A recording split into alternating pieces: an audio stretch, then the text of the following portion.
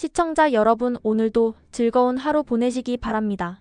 오늘의 사연 시작하겠습니다. 안녕하세요. 저는 40대 초반의 남자입니다. 지금은 아내와 함께 맞벌이를 하며 유치원에 다니는 아들 둘을 키우고 있어요. 바쁜 일상 속에서도 함께 웃을 수 있는 가족이 있다는 게 다행이라고 생각하려고 합니다. 그리고 저희와 함께 살고 계신 분이 한 분 더 있습니다. 바로 연세가 많으신 홀어머니입니다. 젊은 시절 아버지를 먼저 떠나보내고 오랫동안 혼자 저희 삼형제를 키워오신 분이죠. 지금도 저희 가족 곁에 계시며 조용히 손자들의 재롱을 바라보시는 어머니를 보면 가슴이 먹먹할 때가 많습니다. 그런데 오늘 제가 말씀드리고 싶은 건 저의 형제관계에 대한 이야기입니다. 저는 삼형제 중 막내입니다. 위로 2명의 형이 있고 특히 큰형과는 나이 차이가 꽤 많이 납니다. 작은 형과는 3살 차이여서 어릴 때부터 친구처럼 자라왔고요. 어릴 적 기억 속의 큰형은 저희 둘을 보살펴주는 어른 같은 존재였습니다. 형이라기보다 반쯤은 아버지 같은 역할을 했다고 해야 할까요? 그 영향 때문인지 우리 집에서는 자연스럽게 큰형의 말이 곧 법이었고 부모님도 그런 분위기를 당연시하셨습니다. 형 말 들어야 한다. 형이 하는 말이 맞다는 말들을 귀에 못이 박히도록 들으며 자랐죠. 그래서 저와 작은 형은 어릴 적부터 절대 복종에 가까운 태도를 큰형에게 보여야 했습니다. 지금 생각하면 그게 옳은 방식이었을까 의문이 들지만 당시에는 그게 당연한 줄 알았습니다. 요즘도 가끔 그런 생각이 듭니다. 이 관계가 과연 가족이라서 유지되는 걸까? 아니면 그냥 부모님이 살아계시니까 어쩔 수 없이 이어지는 인연일 뿐일까? 주변 사람들도 가끔 말하곤 합니다. 부모님 안 계시면 너네 형이랑은 남남되는 거 시간 문제일걸? 처음엔 기분 나빴지만 지금은 솔직히 그 말이 전혀 틀린 말 같지 않다는 생각이 듭니다. 앞으로 어떻게 될지는 모르겠어요. 그래도 어머니가 살아계시는 동안만큼은 가족이라는 틀 안에서 큰형을 보고 살아야겠다는 마음은 있습니다. 그게 최소한의 도리라고 생각해서요. 하지만 속마음 깊숙한 곳에서는 이미 정서적인 거리감이 너무 멀어져 버린 관계임을 느끼고 있는 것도 사실입니다. 제가 초등학생이던 시절 저희 집 바로 옆에는 고모댁이 살고 있었습니다. 집이 가까우니 왕래도 많았고 명절이나 주말이 되면 고모네 사촌 형제들과 어울려 노는 일이 흔했죠. 그런데 이상하게도 그 집안 분위기는 늘 미묘하게 차가웠습니다. 어느 날 제가 또렷이 기억하는 일이 하나 있습니다. 어느 평범한 오후 고모가 자기 자식들 그러니까 제 사촌들에게 라면을 끓여 먹이고 있었습니다. 부엌에서 라면 냄새가 진하게 풍겨나오고 사촌들은 한창 라면을 맛있게 먹고 있었어요. 저와 작은 형은 그 장면을 말없이 멀뚱히 서서 바라보고 있었죠. 그때 우리도 어렸고 라면이라는 음식은 지금보다 훨씬 특별한 음식이었으니까요. 솔직히 말해서 그 냄새만으로도 침이 고일 정도였습니다. 그런데 고모는 우리를 보면서도 단 한마디 말도 하지 않았습니다. 같이 먹을래? 한 젓가락 해볼래? 그런 말은커녕 눈도 제대로 마주치지 않았던 것 같습니다. 그 장면을 보는 순간 옆에 있던 큰형이 얼굴을 벌겋게 붉히며 말없이 이를 악무는 듯 보였고 이내 저와 작은 형에게 거칠게 말했습니다. 집에 가자. 그 말투는 명령에 가까웠고 분위기를 감지한 우리는 반항하지 못하고 조용히 큰형을 따라 집으로 돌아왔습니다. 지금 생각해보면 그때의 큰형은 단순히 화가 났다기보다는 굉장한 자존심의 상처를 받았던 게 아닐까 싶습니다. 집에 도착하자 큰형은 말도 없이 구멍가게로 뛰어갔고 잠시 뒤 라면 5개를 사들고 돌아왔습니다. 그리고 냉장고에서 계란을 꺼내 무려 10개를 풀어넣고는 말도 없이 냄비에 라면을 끓이기 시작했습니다. 형은 아무런 설명도 하지 않고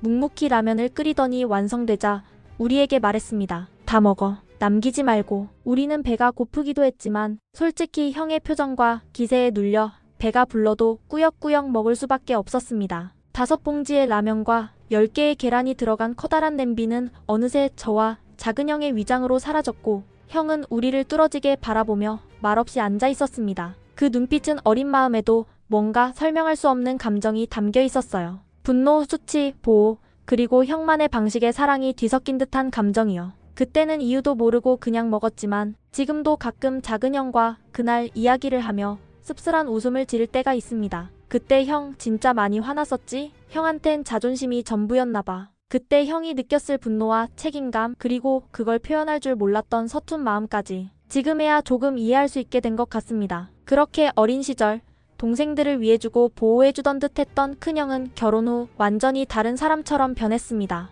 처음에는 단순히 성격이 달라졌나 싶었지만 시간이 지날수록 그 변화는 한두 가지가 아니었습니다. 큰형은 결혼해서 아이를 낳고 아빠가 된 이후로 조카와 함께 놀다가 아이가 울기라도 하면 저에게 화풀이하듯 손찌검을 하기도 했습니다. 조카가 잘못해도 제가 잘못한 것이 되는 분위기였고 말 한마디도 하지 않았는데 주먹이 날아온 적도 있었습니다. 그 이후로 저는 아예 조카 근처에 가지 않게 되었습니다. 그런 모습을 아이들도 계속 봐왔으니 지금도 조카들은 작은아버지인 저를 자기들보다 한참 아래 사람처럼 대하는 게 어쩌면 당연한 결과인지도 모르겠습니다. 어릴 적에는 저를 형처럼 따르던 조카들도 지금은 연락 한 번 오지 않죠. 큰형은 제가 중학교에 다닐 무렵 결혼을 했습니다. 그리고 놀라울 정도로 변변한 직업을 가져본 적이 없습니다. 취업을 시도한 적도 거의 없었고 어머니와 아버지에게 기대어 살아가는 삶을 당연하게 여기는 듯 보였습니다. 그러던 중 제가 대학교 신입생이 되었을 무렵 아버지께서 돌아가셨습니다. 그 뒤에 벌어진 일은 지금도 기억하기 싫을 만큼 씁쓸한 장면들로 가득했습니다. 아버지 명의로 되어 있던 재산 대부분이 법적으로 큰형에게 상속되었습니다. 어릴 적부터 큰형은 집안의 대표라는 분위기를 당연시했던 가정의 구조 때문에 그 상속이 그렇게 흘러갔던 것 같습니다. 하지만 다행히도 아버지께서는 워낙 재산이 많은 분이셨습니다. 큰형에게 대부분이 넘어갔지만 어머니께 돌아간 몫도 적지 않았습니다. 어머니는 그 재산을 관리하며 살아오셨고 저와 작은형이 결혼할 즈음이 되자 자주 말씀하셨습니다. 너희 결혼할 때 집 한 채라도 해줘야지. 어머니는 그걸 진심으로 약속처럼 반복해 말씀하셨습니다. 처음에는 그저 미래에 대한 다짐 정도로 들렸지만 반복될수록 저희 형제에게는 일종의 안정감 같은 말이 되었죠. 그래도 어머니가 계시니까 결혼할 때 걱정은 덜겠구나 하고 생각하며 살았습니다. 그리고 실제로 작은형이 결혼을 하게 되었을 때 어머니는 신혼집과 함께 어느 정도의 금전적 지원도 해주셨습니다. 물론 그것도 큰형이 받은 상속분에 비하면 10분의 1에도 미치지 못하는 수준이었습니다. 그래도 작은형은 감사해했고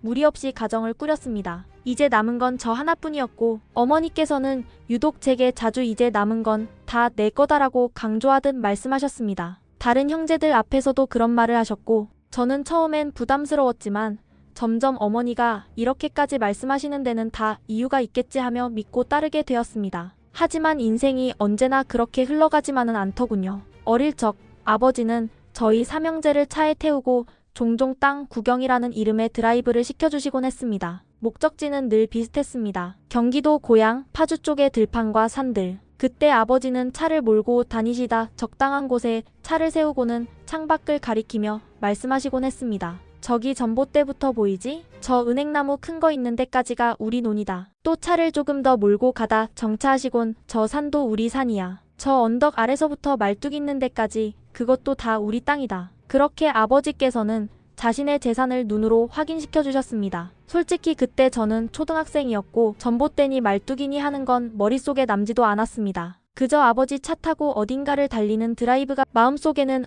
우리 땅이 참 많구나 하는 한 인상만 남았습니다. 하지만 그 땅들이 훗날 큰형 손에 그렇게 허무하게 사라질 줄은 꿈에도 몰랐습니다. 큰형은 젊은 시절 제대로 된 직장을 다닌 적이 거의 없습니다. 결혼하고 나서는 아버지로부터 상속받은 고향, 파주 일대의 땅들이 재개발되며 받은 보상금으로 건물을 하나 지었습니다. 그리고 그 건물에서 나오는 월세로 생활을 이어갔죠. 문제는 그 돈이 생활에만 쓰인 게 아니라는 점이었습니다. 형수는 원래부터 돈을 아껴 쓰는 사람은 아니었습니다. 하지만 아이들이 크면서 형수의 씀씀이는 거의 통제불능이 되었고 조카들까지 합세하면서 큰형네 가정은 심각한 수준의 소비 지향 가정이 되어버렸습니다. 조카들은 대학을 다니던 시절부터 외제차를 타고 다녔습니다. 누가 보면 재벌 2세쯤 되는 줄 알겠지만 그 외제차는 모두 아버지 그러니까 큰형이 사준 차들이었고 장사한다며 시작한 사업들마다 매번 대박이라는 말이 따라붙었습니다. 큰형은 자랑스레 말했죠. 우리 애들은 진짜 똑똑해.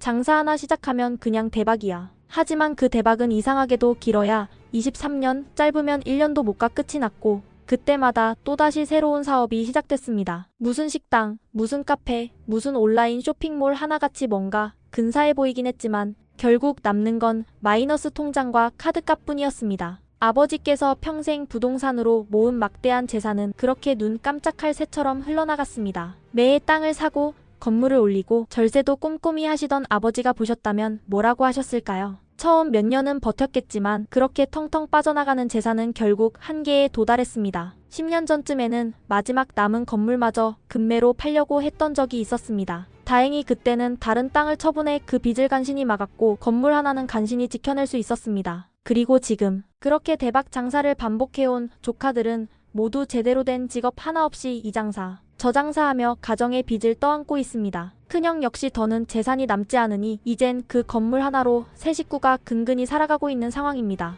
그 시절 아버지와 함께 전봇대와 은행나무를 바라보며 웃던 드라이브가 지금은 아쉬움과 분노로 기억되는 회상이 되었습니다. 지금으로부터 7년 전 저는 사랑하는 사람과 결혼을 했습니다. 저도 아내도 공기업에 다니고 있었고 정년이 보장된다는 점에서 부모님께서도 안심해 하셨습니다. 물론 대기업처럼 큰 돈을 벌지는 못하지만 둘이 함께 번다면 충분히 살아갈 수 있었고 금전적인 갈등은 거의 없었습니다. 아내는 성실하고 조용한 사람이었고 저도 안정적인 삶을 추구하는 사람이었기에 결혼 초부터 큰 다툼 없이 지냈습니다. 결혼할 당시 어머니는 저희에게 신혼집을 마련해 주셨고 자신은 신혼집 근처에 작은 전셋집을 얻어 혼자 들어가셨습니다. 어머니 입장에서도 외롭고 불편하셨을 텐데 신혼은 둘이서 보내는 거야. 엄마는 신경 쓰지 마라. 하시던 그 모습이 지금도 잊히지 않습니다. 그리고 결혼 2년 후 저희는 어머니와 다시 합가를 하게 되었습니다. 그렇게 함께 지낸 지도 벌써 수년이 지났고 지금은 아이 둘을 키우며 어머니와 한 집에서 살아가고 있는 중입니다. 어머니는 연세가 있으시지만 여전히 말씀이 또렷하시고 손자들과도 잘 지내십니다. 다만 이제는 어머니 명의로 된 재산이 거의 남아있지 않은 상황입니다. 현재 남은 건 제천에 있는 농지 하나뿐인데 이 땅은 저희가 대학생 때 어머니와 공동 명의로 구매했던 땅입니다. 예전에 대화역 뒤편에 있던 작은 농지가 개발되면서 보상금이 나왔고 그 돈으로 어머니와 저는 제천의 개발 예정지의 땅을 하나 매입했습니다. 당시부터 어머니는 이건 너와 엄마가 같이 산 거니까 나중에 내 몫은 다 넣어주는 거다라고 말씀해 오셨고 가족들 역시 모두 그렇게 알고 있었습니다. 그리고 작년 설날 늘 그랬던 명절 준비는 저와 아내 그리고 어머니 셋이서 도맡아 했습니다. 큰형수는 평소에도 손 하나 까딱 안 하는 성격이라서 명절 준비 같은 건 꿈도 꾸지 않습니다. 늘 차례 아침 밥 먹을 때쯤 큰형과 함께 나타났고 그날도 예외는 아니었습니다. 작은형은 사정상 몸을 움직이기 어려워서 오지는 못했지만 항상 제사 비용을 넉넉하게 보내드렸습니다. 돈이든 노동이든 본인이 할 수 있는 걸 최선을 다해드리는 사람이었죠. 그렇게 큰형네, 작은형네까지 모두 모여 집안은 오랜만에 꽤 북적였습니다. 설날 아침 차례를 지내고 아버지 산소에도 다녀왔습니다. 점심상엔 떡국과 전, 갈비찜, 잡채가 푸짐하게 올라갔고 다들 맛있게 먹는 분위기였습니다. 겉보기엔 웃음소리가 오갔지만 저는 이상하게도 마음 한쪽이 조용히 불안했습니다. 이유는 모르겠지만 뭔가 심상치 않은 기류가 집안 공기를 서서히 무겁게 만들고 있었습니다. 지금 생각해보면 그날 오후에 벌어진 일들은 이미 그때부터 예고되고 있었는지도 모르겠습니다. 점심을 먹으며 이런저런 이야기가 오가던 중 큰형이 문득 한마디를 꺼냈습니다. 요즘 제천의 그쪽 개발 얘기가 또 슬슬 돈다더라. 저는 그냥 흘려들을 이야기인 줄 알았는데 그 말이 이날의 분위기를 바꿔놓는 불씨가 될 줄은 몰랐습니다. 그 말을 듣고 작은형과 작은형수님은 저를 힐끗 보며 농담 반 진담 반으로 웃으며 말했습니다. 이젠 우리 삼촌한테 잘 보여야겠네. 제천 땅에서 보상금 나오면 우리 애들 이름으로 강남 건물 하나씩 부탁해요. 저도 덩달아 웃으며 잘 보이면 해줘야죠. 보상금 나오면 조카들 이름으로 강남에 건물 한 채씩, 두 채도 가능하죠 하며 농담을 주고받았습니다. 분위기는 훈훈했고 어머니도 흐뭇하게 미소를 짓고 계셨습니다. 그런데 그 평화로운 분위기를 순식간에 뒤엎는 말이 큰형수 입에서 툭 튀어나왔습니다. 아니, 그 제천 땅은 어머니와 막내가 공동명의잖아요. 그럼 어머니 몫은 저희가 가져가야지요. 그 순간 모두의 젓가락이 멈췄고 어머니는 찬물이라도 끼얹은 듯 얼굴에서 미소가 사라지셨습니다. 큰형수는 그 말이 얼마나 무례하고 갑작스러운 얘기인 줄도 모른 채 오히려 당연하다는 듯 말을 이어갔습니다. 그 돈 받으면 저희는 그걸로 아버지 산소 이장도 하고요. 더 좋은 명당 자리에 모시려고요. 그러자 어머니가 조용히 하지만 단호하게 말씀하셨습니다. 그 땅은 나랑 막내가 같이 산 거고 나는 그 땅을 전부터 막내에게 주기로 마음먹었단다. 너희도 다 알고 있잖니. 어머니의 그 말에 저는 고개를 숙였습니다. 어머니의 그 진심을 오랫동안 들어왔기에 부끄럽기도 하고 한편으론 지켜드려야겠다는 생각이 강하게 들었습니다. 하지만 그 다음 큰형이 거들고 나섰습니다. 나는 아버지 돌아가시고 아버지 재산만 받았지 어머니한테는 받은 게 없어. 어머니 재산은 장남인 내가 받아야 맞는 거야. 그 말에 식탁 분위기는 순식간에 싸늘해졌습니다. 작은형도, 작은형수도, 어머니도 모두 말문이 막힌 듯 조용해졌습니다. 도대체 어떤 논리로 그런 말을 꺼내는 걸까 싶었습니다. 명절날 온 가족이 둘러앉은 자리에서 이렇게 이기적이고 계산적인 말을 서슴없이 꺼낼 수 있다는 사실에 너무 놀라 말도 나오지 않았습니다. 그 순간 작은 형수님이 조용히 말을 꺼냈습니다. 아주버님, 그게 어떻게 그렇게 돼요? 저희도 그렇고 아주버님네도 그렇고 받을 만큼 다 받았잖아요. 어머님은 예전부터 제천 땅은 삼촌 거라고 하셨고 그 얘기 다 들으셨잖아요. 목소리는 조용했지만 말의 힘은 묵직했고 분위기는 완전히 갈라지기 시작했습니다. 그러자 갑자기 큰형이 목소리를 높이며 말을 이어갔습니다. 지관이 그러더라. 아버지 산소 자리가 좀 안 좋다고. 그래서 형제들 일이 잘 안 풀리는 거라고 하더라고. 그러더니 이어지는 말이 가관이었습니다. 후대에 장관 하나쯤은 나올 명당 자리를 알아놨어. 거기로 아버지 산소를 이장해야 집안이 풀릴 거야. 저는 너무 어이가 없어서 젓가락을 내려놨고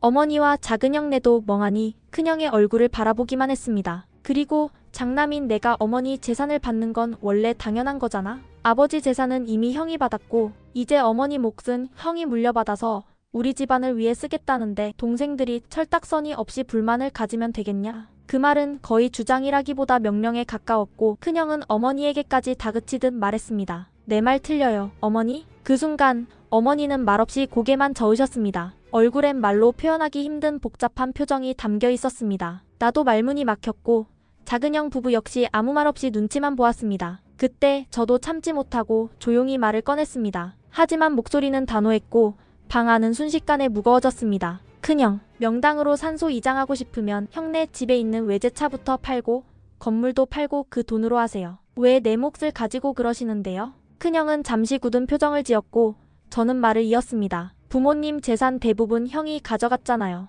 그러면 산소 이장도 형 몫에서 하면 맞는 거지 왜 제천 땅 가지고 말이 많아요? 그러자 큰형은 이성을 잃은 듯 말도 안 되는 소리를 하기 시작했습니다. 원래 옛날에는 장남이 부모 재산 다 받는 거야. 차남, 삼남은 말이 좋아. 자식이지 재산 물려받을 자격은 없는 거였다고. 내 제천 땅 집은 안 건드리는 거 고마운 줄 알아라. 이 말을 듣는 순간 정말 참을 수 없는 감정이 올라왔습니다. 저는 목소리를 낮췄지만 말 하나하나를 또박또박 내뱉었습니다. 그건 형이랑 형수의 욕심에서 나온 말이고 제천 땅은 애초에 전부 제 거예요. 그거 다 알고 계시잖아요. 아버지 돌아가시고 남은 어머니 재산 중에서 유일하게 제 몫이라고 모두가 알고 있잖아요. 형은 산소 이장 얘기 꺼내지만 사실은 그거 핑계 삼아 엄마 지분으로 형네 대출부터 갚을 생각이잖아요. 그 다음은 뻔하죠. 산소 이장은 이런저런 핑계로 미루다가 흐지부지 되고 결국엔 돈만 챙기는 거잖아요. 솔직히 말해서 안 봐도 다 보입니다. 그런 식이면 형이 가족이라고 말할 자격 없어요.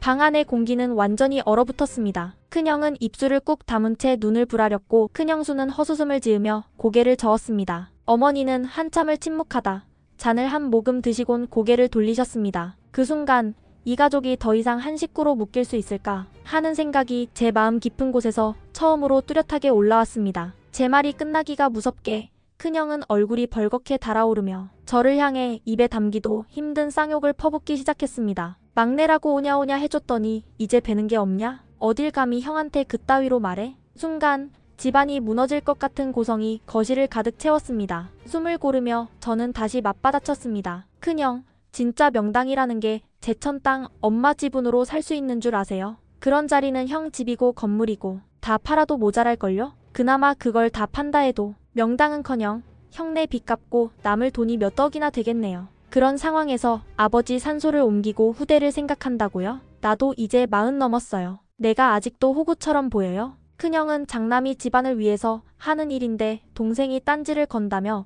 또다시 목소리를 높였습니다. 그 순간 그동안 한마디 말 없이 참고만 계시던 어머니께서 갑자기 소리를 지르셨습니다. 저는 태어나서 처음 보는 어머니의 그런 모습에 순간 얼어붙었습니다. 내가 너를 장남이라고 위해주기만 하며 키워서 그랬어. 부모가 살아있는데도 동생 것까지 빼앗으려고 드는 내 꼴이 내가 자식 교육 잘못한 결과다. 어머니의 목소리는 분노이기도 했지만 절망과 자책 그리고 깊은 슬픔이 뒤섞인 울부짖음이었습니다. 그러자 큰형은 어머니까지 나를 이렇게 몰아붙이시냐며 대들듯 맞받아쳤습니다. 큰형수도 가만히 있지 않았습니다. 장남을 이렇게 무시하시면 안 되죠. 어머님이 이러니까 삼형제 우애가 다 깨지는 거예요. 우리 다신 여기 오지 맙시다. 큰형은 마지못해 그래 나가자 하며 일어섰고 조카들을 챙겨 신발을 신기 시작했습니다. 조카들은 뒤돌아보며 저를 노려보았고 그 눈빛엔 저기와 멸시가 고스란히 담겨 있었습니다. 신발을 신고 나가려던 큰형에게 저는 마지막으로 말을 걸었습니다. 형, 다신 찾아오지 마. 형한테 중요한 건 엄마가 아니라 재산이잖아요.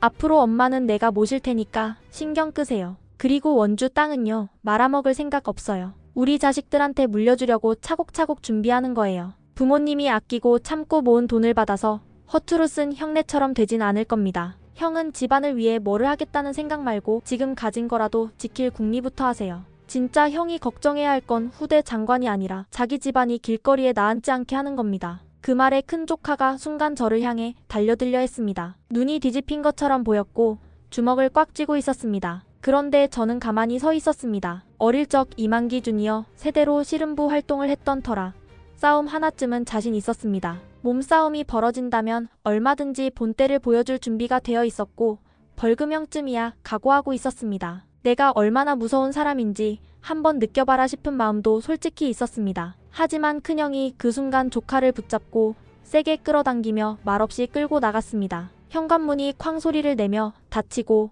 순간 모든 소리가 정지된 듯 조용한 적막만 집 안에 남았습니다. 어머니는 소파에 털썩 주저앉으셨고 저는 어머니 옆에 조용히 앉아 손을 잡아드렸습니다. 눈물이 고인 어머니의 눈을 보면서 가족이라는 게 도대체 뭘까 하는 생각만 멍하니 맴돌았습니다. 며칠 후 어머니와 이런저런 이야기를 나누던 중 어머니께서 담담하게 말씀하셨습니다. 돈 앞에는 형제도 부모도 없는 거더라. 사람이 마음이 다치면 안 보고 사는 것도 어쩔 수 없는 일이야. 말씀은 담담했지만 그 속에 담긴 쓸쓸함과 단념은 너무도 깊게 와닿았습니다. 그러면서도 어머니는 제 손을 꼭 잡으시고 말하셨습니다. 막내를 늘 어리게만 봤는데 자기 몫은 자기가 챙길 줄 아는 거 보니까 이제야 좀 안심이 된다. 그 말씀에 저는 아무 말 없이 고개를 끄덕였습니다. 어린 시절부터 큰형의 그늘 아래 있던 저였지만 이제는 더 이상 누구의 그늘도 아닌 제 자신으로서 살아야겠다는 다짐이 들었습니다. 그 후로 큰형네 부부는 전화 한 통 없이 조용히 사라졌습니다. 부모님 살아계신 동안에도